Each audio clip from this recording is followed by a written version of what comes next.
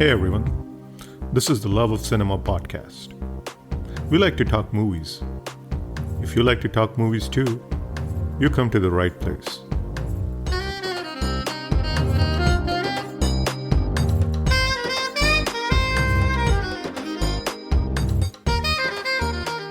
My influences have always been very South Korean. My influences for 52 were Memories of Murder, were bits of Lady Vengeance. There's one Russian film that I saw. So there's some visual riffs that I got very inspired from, especially the color palette of that film.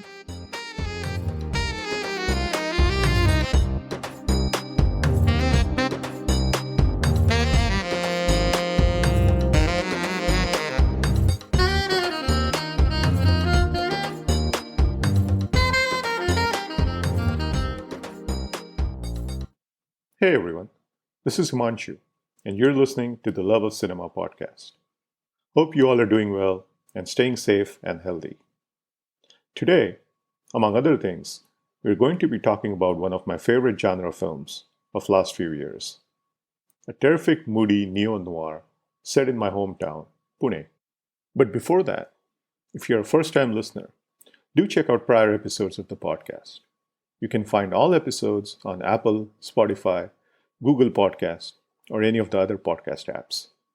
If you enjoy long-form, organic conversations centered around Indian cinema and streaming shows, Love of Cinema podcast was created for people just like you. So do consider subscribing. Also, please do rate and review the podcast in Apple Podcasts, as that will help others with similar taste discover this podcast. And don't forget to share with your friends if you like this episode. On today's episode, we'll be chatting about genre filmmaking, Marathi cinema, and Shah Rukh Khan. Genre filmmaking is one of the toughest jobs in the business. Getting a genre film made in India is even tougher because the audience for genre films still remains relatively niche. My guest today has made not one, but two genre films. Writer-director Nikhil Mahajan has taken a stab at noir as well as the superhero genre. In 2013, Nikhil made the neo-noir Pune 52, and then in 2015, we followed that with Baji, a superhero film.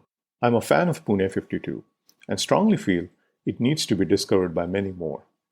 It's too good of a film to be under-discovered. Pune 52 is essentially a period noir set in early 90s, which doubles as commentary on economic upward mobility following the economic liberalization of 1991. It's moody, it's subtle, and anchored by a standout performance from the always brilliant Girish Kulkarni. Pune 52 also has terrific performances from Saeed Amankar, Sonali Kulkarni, and a lovely cameo from another great actor. Nikhil and I chatted about setting the movie in Pune, the lead character Private I. Amarapte, and hard-boiled detective fiction and film noir influences. Nikhil also spoke on why he believes Girish Kulkarni, along with Vijay Sethupathi, is the finest actor we have today. We also chatted about genre filmmaking in India, Marathi cinema, where it stands today, and some of the issues surrounding Marathi cinema, like footfalls at the cinemas. Finally, I just couldn't give up on a chance for talking Shah Rukh Khan with a fellow fan. We talked about Zero, the kind of movies we would love to see Shah Rukh do.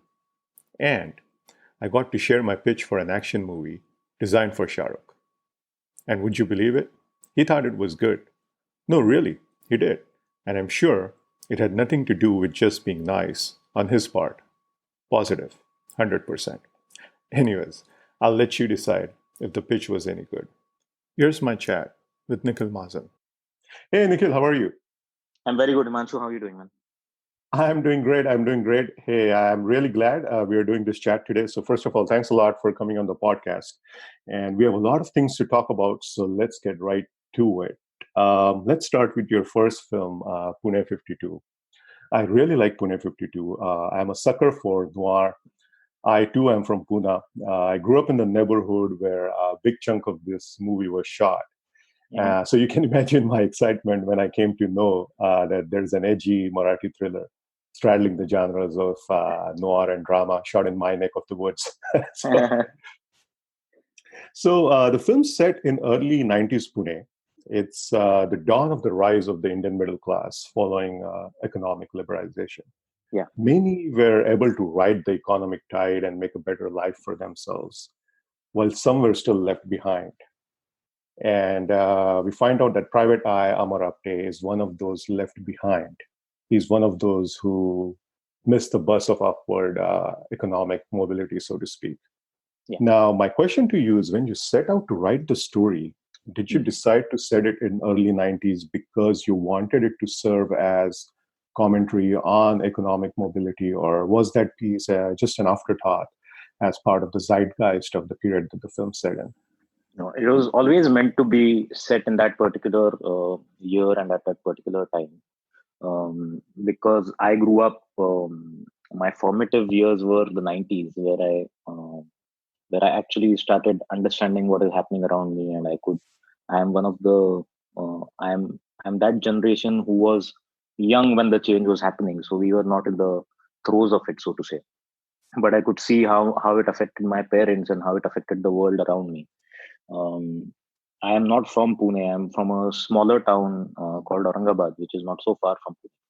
So I have seen firsthand the impact the liberalization had on the middle class, how the economic reforms of 92 changed the course of the history of the Indian middle class entirely.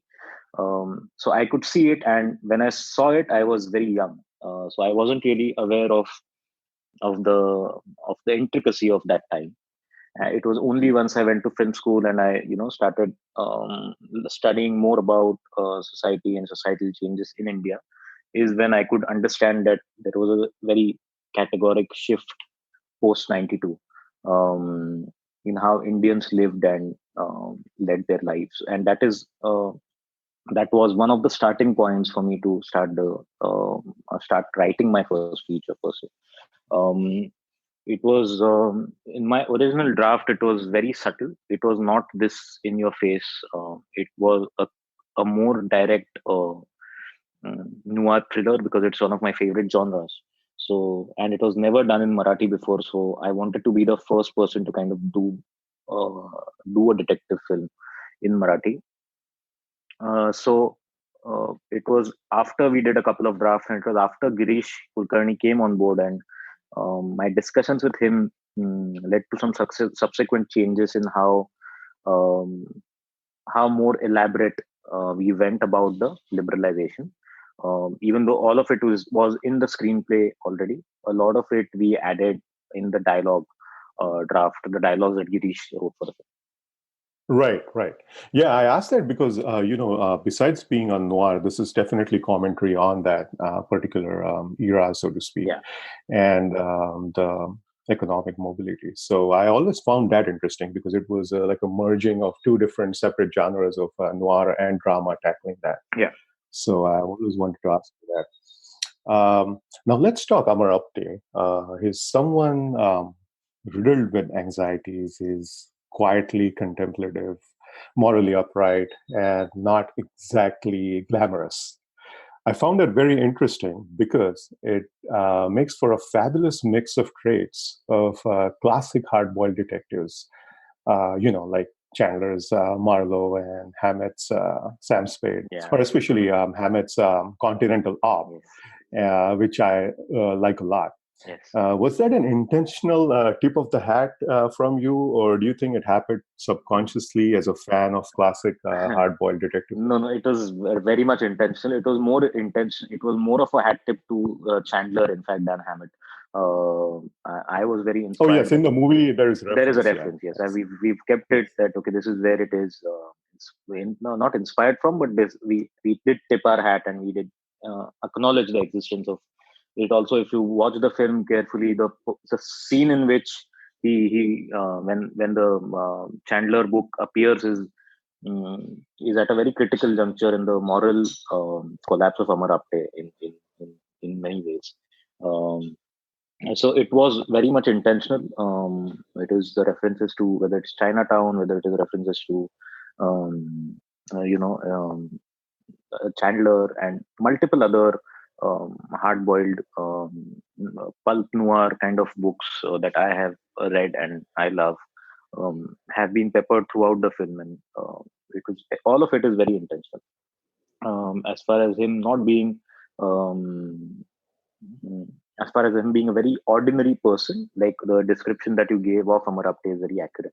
So that was also a very intentional choice at our at the back of our minds, because we wanted Amar Apte to kind of resemble, rather stand. So in my head, it was always that Amar Apte is a metaphor for the Indian middle class. It Hmm. was not good looking. It was morally upright. It was, and then in came this wave of liberalization, in which in the film is brought in by Saeed Amankar's character, Neha. So it's mm, she comes into his life, um, and literally that's where his decline, so to say, begins morally, and at the same time his rise begins in terms of his finances and how he's looking and what he's wearing, and um, the color palette of the film changes, and it just entirely, um, um, so he is the metaphor for what happened to the Indian middle class um, post 92. So it's debatable whether it's a good thing or a bad thing. It depends on how what side of the political spectrum you sit on. You will see it either as a good thing or a bad thing. Correct, correct. Yeah, yeah. And of course, like always, Girish Kulkarni is nothing short of excellent as Amar Apte. He also wrote the dialogue, right? Yes, he wrote the Marathi dialogue. Oh, okay. Well, now, is that something you guys had always planned? Yes, because it was. I'm not very um, fluent in the Pune Marathi, so to say, like the clean Marathi. I'm Okay. not really.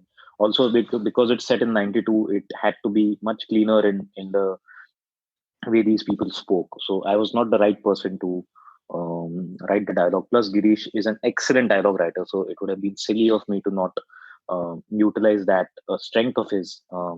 So I had written the first pass of dialogue in English, and then Girish came on, and like around 30 to 40% of it is translated from my English script, and then the rest of it is originally what he has added to the script.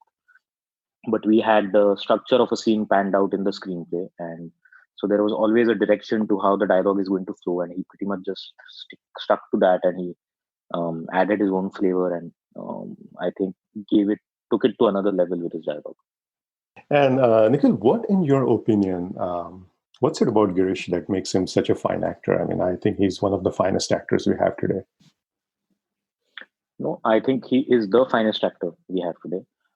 In my opinion, it is Girish Kulkarni and Vijay Sethupathi, and then there is everybody else. I think he's amazing, and what makes him that is the fact that I think he's extremely well read. Um, he is extremely aware of what is happening around him. He's highly intelligent as a man, um, and he has led a life full of experiences, and I think that is imperative uh, in any artistic journey, is for you to have a lot of experience of different sorts in your life. And I think Girish has led a very full life. He's seen a lot of ups and downs, and he's always come out trumps. um, so I think all of this combined, and he's like he has, I think probably he's, I can't even, like, he's read everything. He reads English, Marathi, Hindi. He reads translations of other language books. He reads a lot of plays. He reads a lot of poetry. He's extremely socially aware. He's aware of what's happening in the world. So I think it's all of that brought together, along with a lot of hard work and talent. Is I think that is what makes him the great actor that he actually is. I think he's amazing. He's amazing. I think after all the great work that we've seen, I still feel that this is just the tip of the iceberg that Girish Kulkarni's talent is. I still don't think it is completely utilized. Right, right. And he also comes from a theater background, right? Yes, Girish has done some theater, but he's not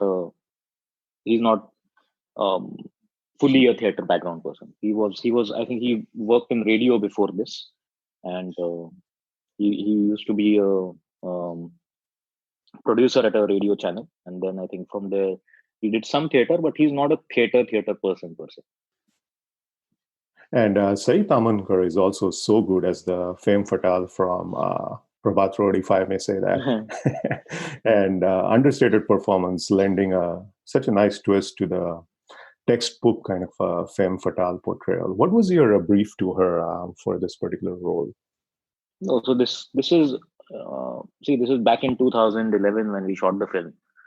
This is before Saeed Amankar became Saeed Amankar. It is She was still starting out. She was not the huge star that she is today. Um, she was extremely malleable. She's very open. She's very brave. In fact, there's a funny story that I first pitched it to Sai, who liked it, and she couldn't do it because there was some date conflict happening. So we had to let go of Sai. And then I went and pitched it to around 10 to 12 other actresses in Marathi, and everybody kind of turned down that role because it had some intimate scenes. And then by that time, Sai was done with her shoot, whatever shoot that she was doing. And we went back, circled back to Sai, and she was still game to do it. And what I told her, what we had a lot of conversations with each other, and predominantly, I think not just say with every time I'm working with actors, I try to kind of push them out of their comfort zones as artists, and I feel it is very important that they trust you, and that there is an element of um, I won't say blind trust, but a extraordinary amount of trust that an actor must put in the director. So that I was very fortunate because I was a first time director. I never assisted anybody. So I was just out of nowhere. Like it was suddenly like this kid has come and he's directly making a film. There's no assisting anybody. Nobody knew me at all. So it was very kind of all of them to kind of trust me so much with how I was seeing the characters, and so it my brief to them always was to kind of um, not do the first thing that is coming to their mind instinctively. We made a very conscious choice that they were all letting go of their primary instinct to a scene and then finding something else. I think that kind of really helped, especially with Sai. I think that helped a lot because it was a bit of an unlearning for her. So I think that really helped.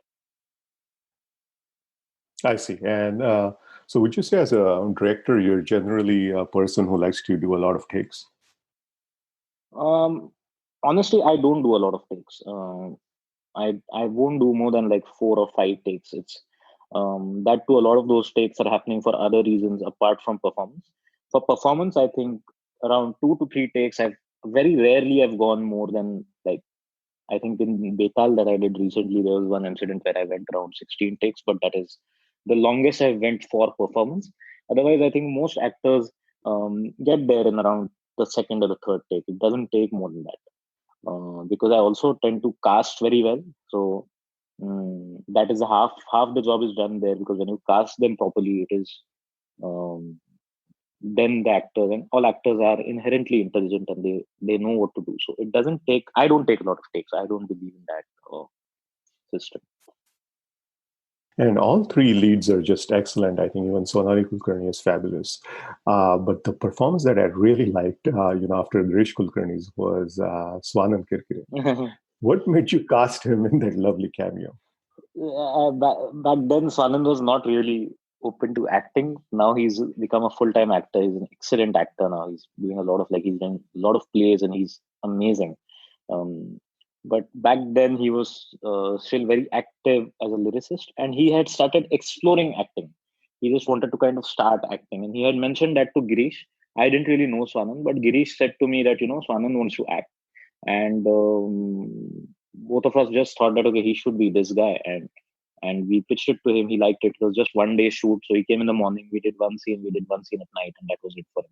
So and because he was so new and because he was so excited and so happy to try something new, I think it is just his openness that brought so much life to the character. Is honestly in that I didn't really do much. It is just completely Swanand's interpretation of what the character is, and a lot of back and forth between him and Girish. The way that scene is written, I think it is just simply a result of that. That they two really bonded well with each other, and it just showed on screen. The character is great too, and he just again lends it such a nice noirish tint to it that it's just perfect. Yes, he's amazing. Hey, Nikhil, would love to hear from you on the influences on this film. Many point out to Polanski's Chinatown or Manorama's 6 Feet Under, which is essentially a riff on Chinatown. But, the mood and the atmosphere reminded me a lot of two different movies, which are very different movies. But the mood somehow reminded me of Altman's The Long Goodbye and Soderbergh's The Limey, and also a couple of Miskin's neo-noirs. Now, I would love to hear from you. What were the specific movie influences that you had in mind or that you and your DOP talked about? Honestly, the similarities with Chinatown begin and end with it being a film noir. I don't think it is Chinatown at all. It's something that I faced. That's a common tendency to equate everything that's noir with. Yeah, it is a question that I've answered like at least 1,000 times. That was I inspired by Chinatown? Yes, I was inspired by Chinatown purely because it's a great film noir. Like every film noir after Chinatown is inspired by Chinatown purely because of how great it is. But in terms of film, I don't think it is at all similar to Chinatown. I think Manorama is absolutely like Chinatown. It is Chinatown rehashed into an Indian setting. But 52, my influences have always been very South Korean. Like my influences for 52 were Memories of Murder, were bits of Lady Vengeance, were bits of there's this amazing Russian film called I forget the name now. But there's one Russian film that I saw. So there's some visual riffs that I got very inspired from, especially the color palette of that film. I completely am not able to remember the name right now. Is this a classic film? Or no, this was a newer film. It's around 2009, 2010. It's about two brothers, young kids who are. I think it's called The Return. It's called The Return. It's a Russian. Oh yes. Yeah, it's a Russian film. And I think it's a Russian film. I may be wrong. I may be completely wrong, but it's called The Return, and it's a great film. I think the color palette references the coldness of Pune 52, especially in the first half of the film, was something that I got very inspired from this. And the way the camera is moving, the steady cam, the way we have blocked scenes were coming a lot from Memories of Murder and Lady Vengeance. Okay, I see. And I remember you mentioned once on Twitter you're a big Miskin fan as well, right? Yes, I'm a huge Miskin fan. Yes. It reminded me of a couple of his early films. I forget the names, but both of them are like noirs, kind of thrillers. And I kept on thinking, my wife and I, that some of the scenes kind of were reminding us of those two films. No, but actually, I got introduced to Miskin after I made 52. I was not aware of it. Oh, okay. But if that is the case, then that's great. I think then so. You guys have similar style. Yeah. Then I would be happy to know that. But I did get introduced to Tamil cinema because of my roommate in film school, my very good friend and now like sensationally big director Sandeep Reddy. So he's the one who. Nice! He was your roommate, huh? Yeah, we shared an apartment for 2 years in Sydney, and he is senior to me, and so he was the one who kind of introduced me to regional cinema. But I didn't know Miskin back then, but I did get introduced to a lot of Tamil cinema and Telugu cinema because of Sandeep, and I think those references would come in later in my work in Baji and the stuff that followed. But for 52, I think my references were very much Bong Joon-ho and Park Chan-wook. It was. That's why even the music is done by Yoon Jung Shim, who scored for Old Boy. She did Old Boy. Oh, I'm sorry. No, it's okay. She did Old Boy and she did Man from Nowhere. Yes. So my references were always South Korean. They still are South Korean. I don't really dig European cinema that much. I love watching it, but I don't really seek inspiration. I really like classic Hollywood, and then it is South Korean cinema, Japanese cinema. I think I'm more drawn towards the Asian approach to storytelling than the European approach. Right. Let's talk a bit about the locations in the movie, and correct me if I'm wrong, but big chunks of the film are shot around Prabhat Road, Hotel Shangri-La, Vetal Tekdi, which falls under zip code Pune 4. Pune 52 happens to be Sinagad Road, Karve Nagar area. Yes. Any particular reason why you narrowed down on that particular area for the title? So Pune 52 is Karve Nagar basically. It is where post-liberalization people started moving to. People who lived in the older city, they started coming towards this part of town. That was the upcoming suburb, right? Yeah. So it is where the lower rung of the middle class used to live at that point in time. Now it's a very affluent area, but back then it was still it was not so well connected to the city, and it was lower middle class people from the old town moving from their small houses and building big houses in this area. So it was in a way the first kind of real estate wise, it was the first peek into the ambitions of the middle class. That area and those people living there are the epitome of Pune lower middle class. Now they don't fall in that category, but back then in '92, that was the scene. Makes sense. Yeah. And hey, were the Hotel Sapna portions shot at Hotel Ambrosia? Or was there really a hotel called Sapna? Which one is, sorry, I forget. Which one is Sapna? Is it where he meets? That's where, no, that's where they go out for dinner once, Amar and Prachi. No, that was shot at, it is that where he feels that somebody is following him. That's it, right?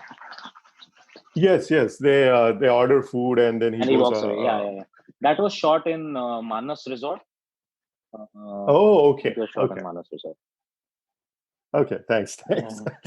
My wife and I were wondering where this was shot because it looks a little bit like the old Ambrosia. No, it was shot in Manas Resort. Got it. All right. Now here I just want to add a small note for the listeners that we'll be talking about the ending now. So if you haven't seen the film, spoiler alert, I'll add the time markers for this portion in the episode notes so that you can skip this portion if you wish to. And please do come back because there's a lot more that we're going to talk about. So this is not the end of the episode. But if you haven't seen the film, I would urge you to just skip this particular portion and then come back after you have watched the film. So Nikhil, I love the ending where we see Amar with his wife at her doctor's clinic. He's still shook up from the trashing he has received at the hands of Prasad Satte's men. We see them leaving the doctor's clinic, and that's that. Yeah. And I read it as it dawning on Amar that he's now essentially Prasad's pawn. Yeah. And Amar has been able to bring his reality closer to his dreams, at least financially. Yeah. But he has had a heavy price to pay for it. The price is that of compromising on the other piece of his dream, which was always to be a legit, morally upright detective. I thought that was very nicely done, as this again goes back to that commentary on upward mobility, that often you can bring your reality closer to your dreams, but there's always a price to pay, compromises to be made. Am I reading it accurately, the ending? It's actually, in my head, it was always that this is a walk to nowhere. No matter what happens to these two after this, it is they are heading nowhere, which is what kind of happened to our society, that we got everything, but there is no real destination to where we are going. And that is kind of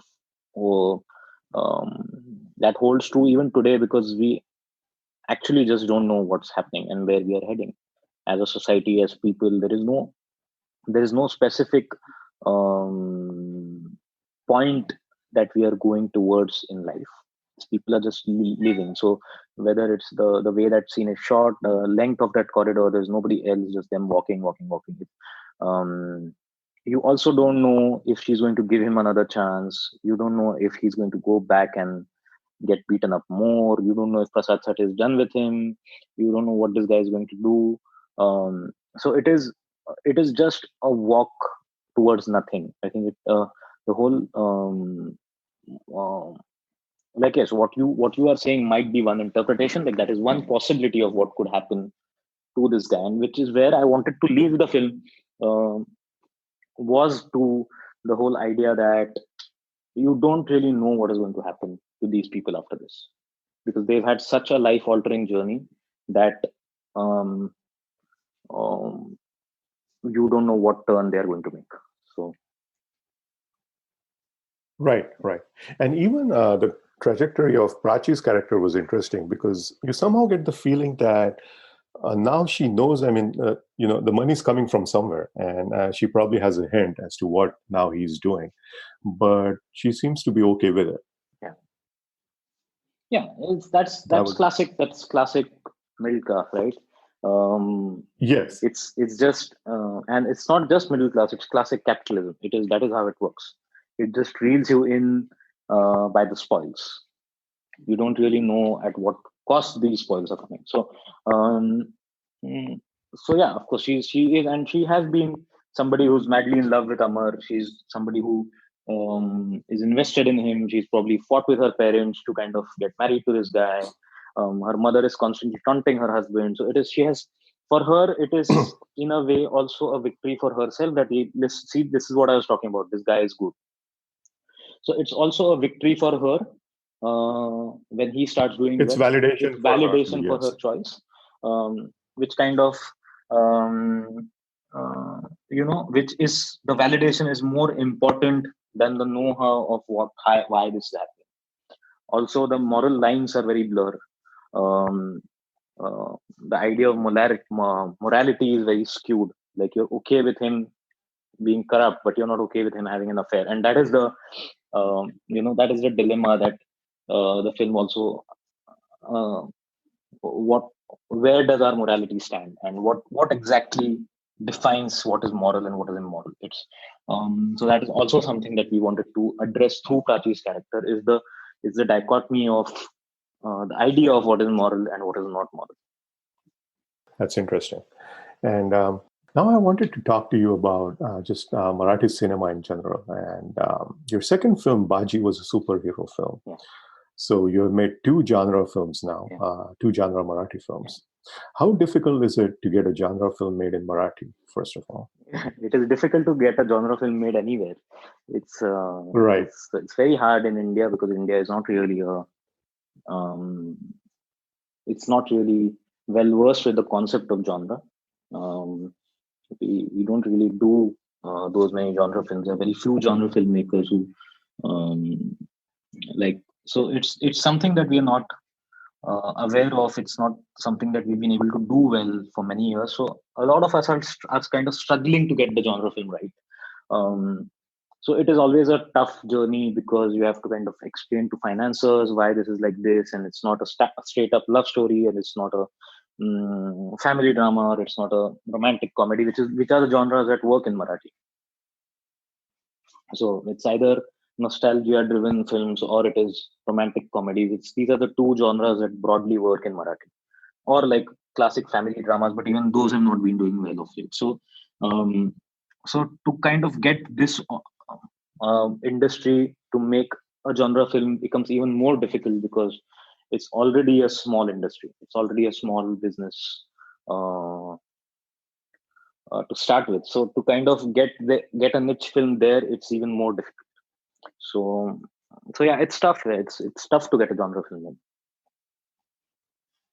Right. I can imagine. But is it getting easier with time?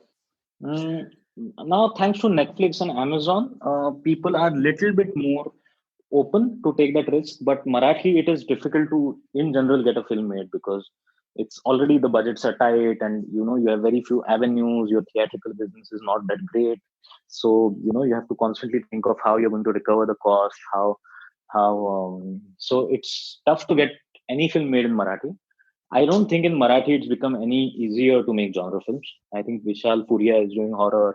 But there's just very few people who are trying to make genre films in Marathi. So it's an uphill task. So I don't think it's become any easier now than before. Right, right. And going back to what you just mentioned, the theatrical revenues, why do you think Marathi cinema doesn't have the footfalls that some of the other regional industries do? I think the biggest reason is I think because we overlap with Bombay and we overlap with Bollywood a bit more than the other states too.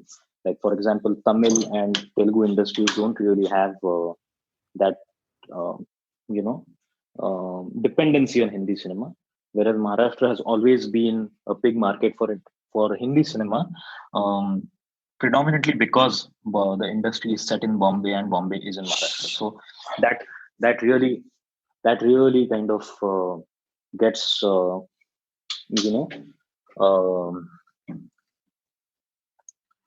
um, that really gets the theatrical affects the theatrical business because we are competing straight up with Bollywood, whereas the other regional industries don't really overlap so much with Hindi. They have their own dedicated audience over the years. Another big reason I think is that um, regional cinema is in Tamil and Telugu, the in Andhra Pradesh, Tamil Nadu, all these states, the predominant source of entertainment has always been films for many years now. Whereas in Maharashtra, theater has been the bigger uh, mode Absolutely, of right. entertainment. So Maharashtrian people still flock to theaters to watch a play than they would come to watch a film. If they have to watch a film, they'll watch a Hindi film. So it has been like that for a long time now. So which is why comparatively it's a smaller industry. How the Kannada industry is smaller for exactly the same reason because Kannada theater is very um, established. So whereas in Tamil Nadu, they have always watched films. It's always been a film-loving audience, like it is in the US. Uh, so which is why I think so that's why the theatrical footfall is less in Marathi for Marathi films. And if I were to ask you, what's a conversation around today's Marathi cinema that we should be having? As a patron of Marathi cinema, as a somebody who loves Marathi cinema, what would you say? Uh, See, I think it's important that different kind of Marathi films are made. And in order for films to be made, the audience has to be more receptive of Marathi cinema in general, not just genre films in Marathi, but in general, they have to watch Marathi films. They have to flock to the theaters and they have to make sure that we get an opening. Because until that happens, your films are not going to, not going to be able to match with any other cinema in India in terms of budget, in terms of um, production scale and stuff like that. So it is important that people watch Marathi films in a theater. It's very important that the audience starts coming to theaters to watch Marathi films because otherwise it's going to be difficult. I think it's a dying industry otherwise. Right. So we got to somehow work the footfalls. Right. That's the bottom line. And now, before we wrap up, two more things, Nikhil. I know you're a fellow SRK fan, and I can't let you go without asking you the following question. Yeah. Given a chance, Yes. what kind of film would you make with Shah Rukh? It's a tricky one. And then I'll tell you my answer afterwards. No, I've I would love to hear thanks to yours. Betal last year, I got a chance to interact with Shah Rukh. I got to meet with him a few times. I spoke to him a few times, and I think mm, the challenge for anybody to make a film with Shah Rukh Khan is that he is Shah Rukh Khan, and how do you make a film? It's the challenge that people are facing with Rajinikanth down south because he's a phenomenon. So how do you and he can no longer be the lover boy. I think that has been established. He can also not be a father to a teenager or stuff like that. So he's in a bit of a strange age right now. I would personally, if you ask me, I would love to do a superhero film with Shah Rukh Khan because I think nobody does action like Shah Rukh Khan. I think Shah Rukh Khan is the epitome action star that we have. It's unfortunate that we've not seen him do too much action, but I think Shah Rukh is very, like, his face, his body language, the way he runs. I think he lends himself beautifully to the action genre. So I would like to do, and he's amazingly well versed with the superhero genre. He's somebody who can actually bankroll and justify the cost of a legitimately good superhero film. So if I was to do a film with Shah Rukh, I would do something in the superhero space. I know it's been done and it's bombed, and I have done it and I have bombed. So I know that that is something I would like to correct. It's a wrong I would like to correct for both of us. Right. I totally agree with you that Shah Rukh is the best action star that we haven't seen in an action film yet. I always believe, because his natural bent has always been towards sports and athletics and everything. So he has that going for him, and I totally agree with you. I think his natural bent or his interest has always been to be an action star. There were a couple of films, but I think they didn't do well, right? There was one Tuka 4 and there was Ravan, but none of which I think were successes. I would love to see him do something like Pune 52, actually, like a period noir or an action drama. And, I even have pitches ready for an action drama for Shah Rukh. That's awesome. So, like everybody else on this planet. But I would love to see him do that. Yeah, that's interesting. I don't see him in a film noir, unfortunately, because, like I said, he's too big, and it's difficult. I can see how, and it's not difficult for him as an actor. I'm pretty sure that the actor in him would jump to do a Pune 52. But unfortunately, the star is bigger than the actor, and that's something that we have to. Yes, the economics has to work out, right? I think that is the biggest problem that everybody is going to have if they have to design a film for Shah Rukh Khan. I'm not even saying write a film. You have to design a film for Shah Rukh Khan, and it's very tricky. I would like to see him in a Rajkumar Hirani film. I think because that would be because that I think will be it will be adequately commercial, and at the same time Shah Rukh will do something else than what Shah Rukh generally does. So I think if there is one filmmaker today who can give us a different Shah Rukh Khan film while keeping all the commercials intact, I think it's Raju Hirani. So I really hope that we get to see that film soon. Right. And God, I blanked out. I was going to ask you one more thing. Shah Rukh was initially the choice for Munna Bhai, right? He was supposed to do that, but that didn't work out. Yeah, I think they've been trying. What did you think about Zero? I'm one of the few people who like Zero. I love Zero. I can see the problems with Zero, but I think it is the victim of the Shah Rukh Khan phenomenon. It's I think the first half of Zero was amazing. I loved the ambition in Zero. I loved the power of the idea of Zero, but then it fell in the same trap as every other Shah Rukh Khan film has in the last few years. It is.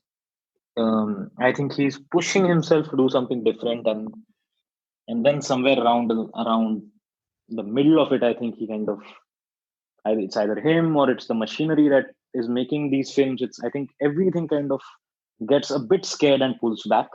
So I think it's not being able to go the full haul. So I can completely see why that is happening. If you observe what's happening with the Rajinikanth films, it's the same thing that is happening. They are not able. The stakes are just too high for these stars. Yeah, so they are not able to crack it. And I can see how it is very difficult. Like, if you see, I don't know if you follow Rajinikanth, but yes, so there's, I think, one person who could really crack it was Karthik Subbaraj with Petta. I think that is the after Shivaji, I think that is the most compelling Rajinikanth film that has come, especially after the spate of bad films. So I think it needs. I think Shah Rukh also needs to do a film with one of his fanboys. There's lots of them. Like, lots of new directors are huge Shah Rukh Khan fans, whether it's Vasan Bala, whether it is me. We are big Shah Rukh Khan fans. So I think he should do a film with one of us because we are his fans. So we know what the fans want. That should be a good enough pitch, right?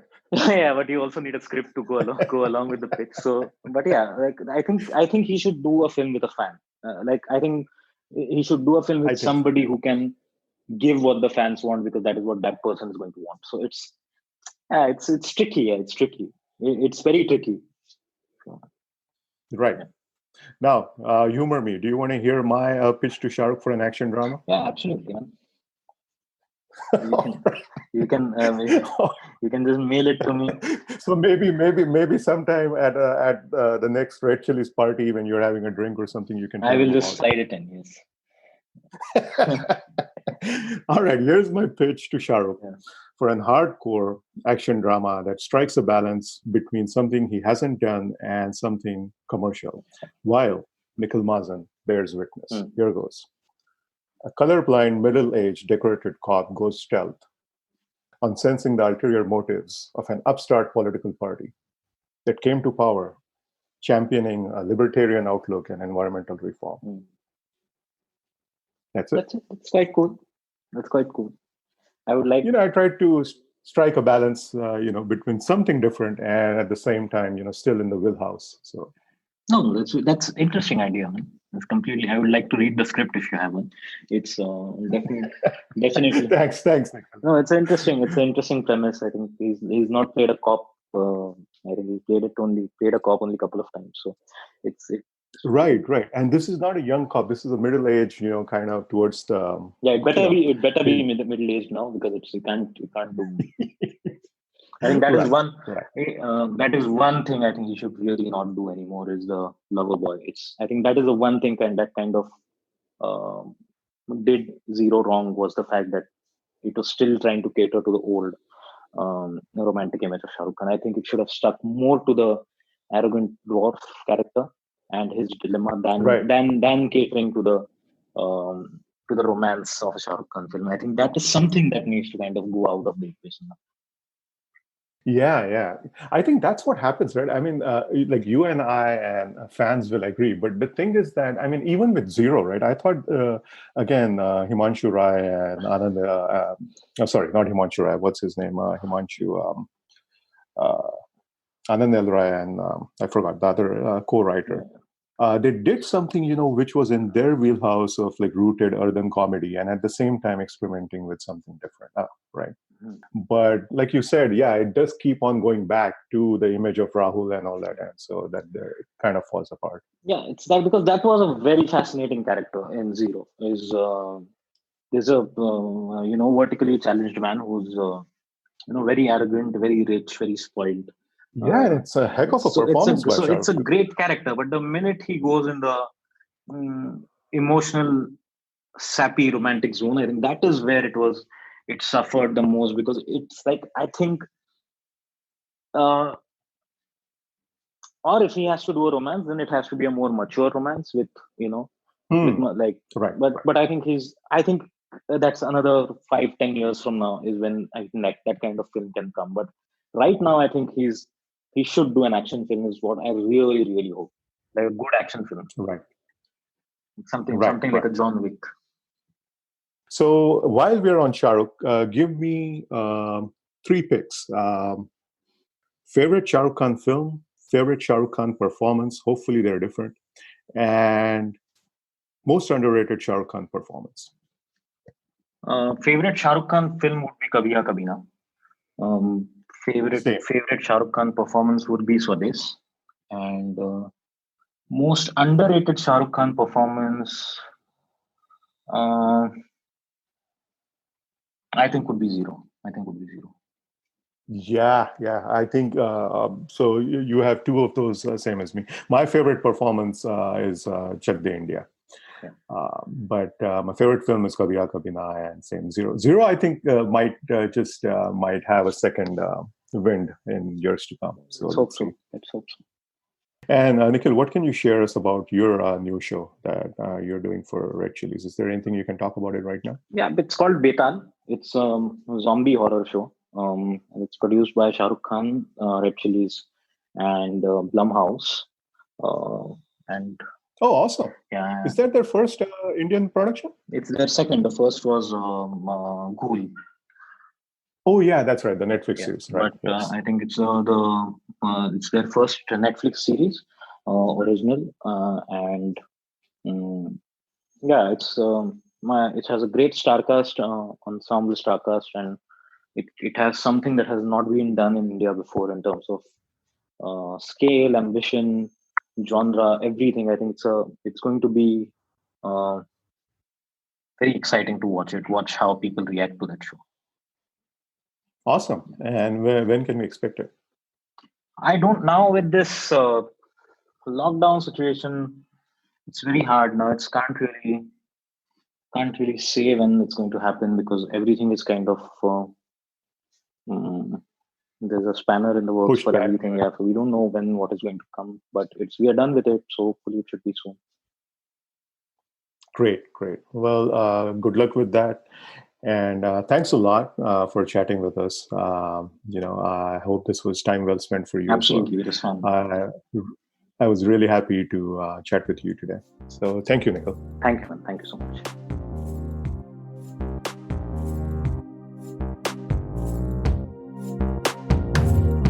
That was Nikhil Mahajan. I look forward to his new zombie show, which drops on Netflix soon. And goes without saying that if you haven't seen Pune 52, do seek out this fine film. I think you will love it. By the way, what did you think of my pitch for that action film with SRK? Do let me know. Also, if you have a comment or suggestion, or anything which you would like to add to the conversation held on the episode, do drop me a comment on Twitter. And don't forget to subscribe to the podcast wherever you listen to your podcasts. And drop us a review when you get a chance. You can follow me on Twitter at loveofcinemasf8 for podcast-related updates and my tweets on all things movies. That's all I got today. This is Himanshu, signing off, and like always, thank you for listening to the Love of Cinema podcast.